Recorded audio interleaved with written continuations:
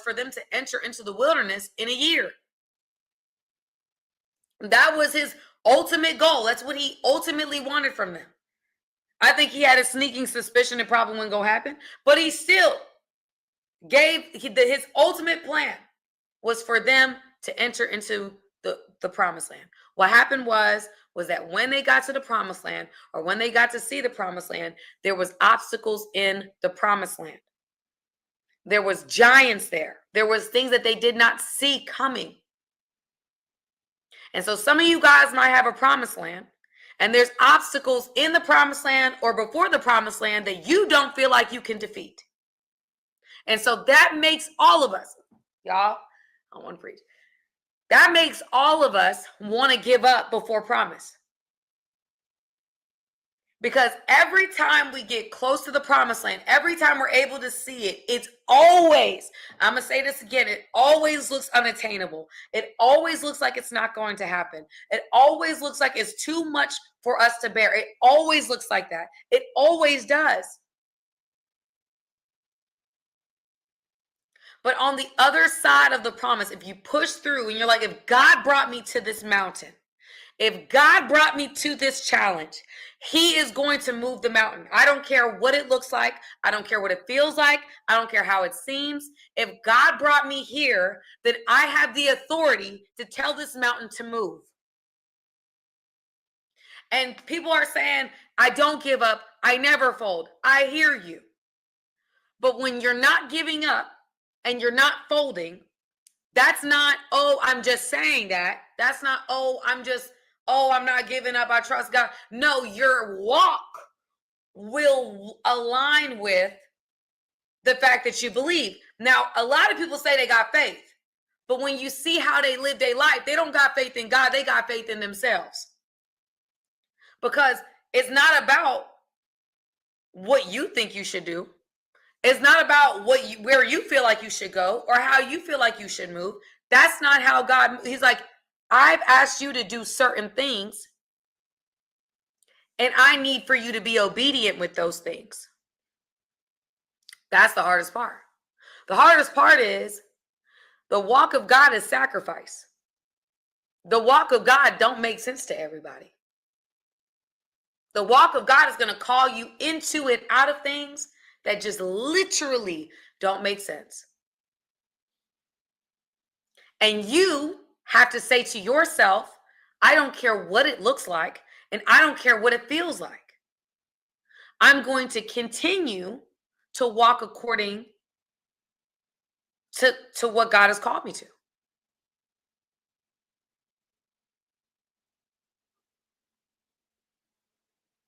I'm going to continue.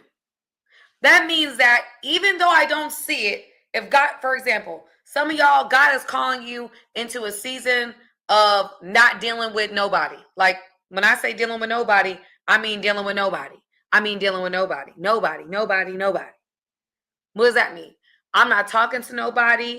I'm not sleeping with nobody. I'm not chilling with nobody. I'm not kicking it with nobody. God is calling you to a season of singleness. And because the wait seems long, you're like, you know what? I'm just going to create something in the wilderness. I'm not going to go on dates. I'm going to just talk to them on the phone. I'm not going to really be in no relationship, but I'm still going to be sleeping with them. I'm going to be technically single, but I'm still in a situationship. That is not obedience. That is half-stepping and saying, well, God, if you don't, I have a backup plan. If you don't come through, I've got something here. When God tells you to leave the job, you say, okay, I'm going to just go part-time. I'm not going to fully leave. I'm going to go part-time and see what you can do. When he tells you to leave the state, I'm not going to leave the state. I'm just going to move to the apartment in the other city. God don't want me to leave states. I don't think. So you are half-stepping obedience. That's not faith. Faith is, I'm going to do exactly what you told me to do for as long as you tell me to do it, even when I don't see it. That's faith. And that is why the steps of faith, the things that God calls us to, the walk that we are called to be on is not an easy walk. It's not. Most people say that they Christians ain't Christians. I'm just keeping 100 with you. Because the walk is not comfortable. So if you're comfortable and you good doing what you're doing, and I'm not saying, when I say comfortable, there's things God has called me to give up. And y'all, let me tell you something. I have had moments where I have wanted to give up. I say, God, I don't want this. I'm good. I'm actually okay with where I'm at. I'm just going to wait on something different because this is a lot. And I never had peace about it. I could not fight the feeling of like, I'm supposed to hold on. I just couldn't. I started hearing a song in my head called Abide. And if you guys don't understand, the song Abide means endure. And so I'm listening to a random podcast. I didn't even know that. And the lady's like, abide means endure. And I'm like, what? I didn't know that. So God was saying to me, even when I didn't realize it, like, endure. And here's the beautiful thing about it. In enduring, that means that long faith. That means that it may not happen today, tomorrow, the next day, the next day, the next day. With different types of faith, I got little angel wings on here. That's cool. But different types of faith, God is calling us to say, you know what? I'm going to still believe. I'm going to still believe. But I do believe. I believe. Like, even if I don't see it, I believe it. And when you take a stand and you're believing in faith and you're walking in that faith, like, I'm going to give you guys an example. God has said to me on my last, during this journey, he said to me, Sam, I can't continue to bless who you're pretending to be. And I was like, pretending to be? That's harsh. What do you mean? And I knew what he meant. It wasn't like I wasn't like, now you know the voice of God, because it doesn't come with a fight. It comes with a conviction and peace. Like, there is no going back and forth with him. It's like, okay. When you have to keep going back and forth in your head and you're confused and chaotic and you feel rushed and you feel pressed and you feel condemned, that's not God. But when he convicts you, it comes with peace. It's like, you know what I mean? I knew exactly what he was saying. That everything in my life has tried to get me to stop using my voice for him because I'm discounted. I am divorced. I'm a woman. I don't come from the best of everything. I'm not perfect. I have areas of my life that I definitely am still working on. And so because of those things, the enemy has done everything in his power. If you watch my story, if you know anything about me, to shut me up, to get me to be silent, to just be so loud, to discount me, to discourage me. And I've allowed him. I've allowed it. I stopped doing the Miracle Mondays. I started doing content that was relationship oriented because I love relationships. I went to school about relationships, almost got my marriage and family therapy. That was going to be my licensure. I decided to go in a different direction. I need another semester. I wasn't going to stay another semester. And so I allowed that voice to stop me. And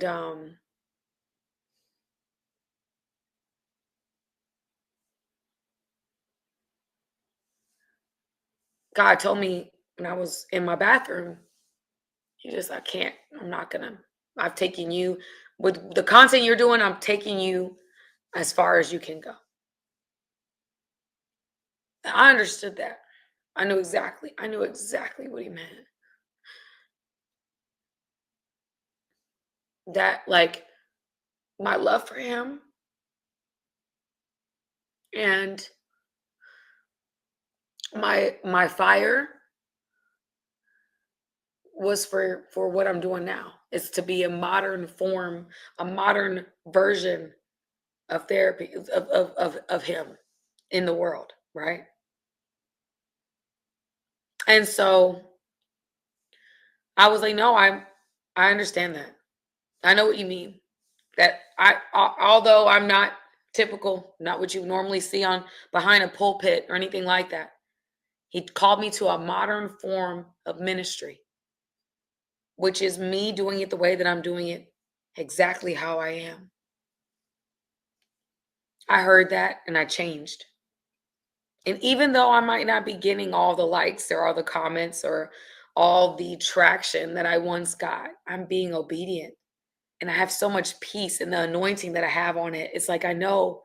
And so when I see opposition today, I shouldn't have been surprised that I saw opposition trying to shut me up, trying to stop me, trying to like spread lies to get me, the devil's the father of lies. Like he's going to say things and do things to get you off base. And I'm like, no, I'm not giving up. Like you're not going to have that again. Like I'm not letting you do that to me again. I'm not letting you shut me up. I'm not. I feel convicted and I'm going to stay and I'm going to stand. And so some of you guys, even though, yes, I'm not getting all the likes, yes, I'm not getting all the views and all the stuff I was getting. That's fine. I'm being obedient. I'm obeying my calling in life. And so even if I'm not getting all the stuff I was getting, that's going to come. That's going to come. When I keep walking in obedience, it's going to come because God elevates in ways we can't. I've just got to I've got to stay where I'm at, regardless of what y'all say about me, what somebody else says about me. I have to be obedient to the call. You can call me whatever you want to call me. You can say whatever you want to say. I have to be obedient to the call, that regardless of whether you see rain or don't, I'm still going to be building that ark. Regardless if you see me becoming king or not, I'm still going to be out here in this wilderness hiding from Saul and not allowing him to take my life. And even though I've had multiple opportunities to take Saul's life, I'm going to still be obedient to the call regardless. I don't care how uncomfortable this is.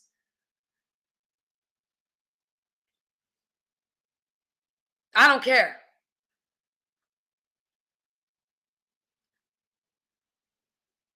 I don't care. Because at the end of the day, when God calls you to something, you're not going to see the immediate. You're not going to see oh, wow, I did the right thing. Amazing. Like, it's going to be opposition because the enemy doesn't want you to go in the direction that God is calling you to. He doesn't want you to get to purpose. He doesn't want you to live a fulfilled life. He doesn't want you to do those things. He wants you to stay right where you are, broken, maybe miserable, running from things. No, I'm going to stand right here, flat-footed, come here, I'm good, let's go. Listen, I'm from Jersey. You want to go there, we can go there. I'm cool with that. I'm all right, enemy, because I understand it's not people that are the enemy. We're not fighting against flesh and blood. It's not a person that's my enemy. It's a spiritual warfare going on. And guess what? Now that I know who the enemy is, girl, I got aim. I understand where my aim needs to be. My aim isn't people. My aim is spiritual. Hey guys, thank you for watching this video. I appreciate you guys. Go ahead, hit the subscribe button, y'all. Let's not just be every once in a while. Let's become family, okay? Friends that are family. Okay, join my family today.